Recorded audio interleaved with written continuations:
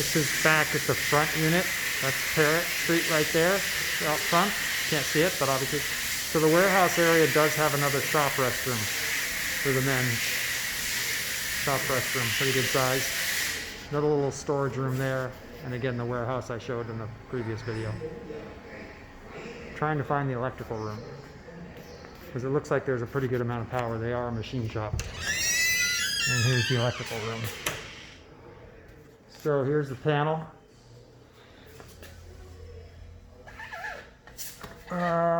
Looks like 400 amps, 240 volt.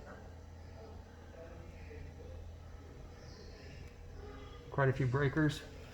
Panel A, multiple panels. There's also a meter in the back portion, so you can probably have a meter reading for the back tenant.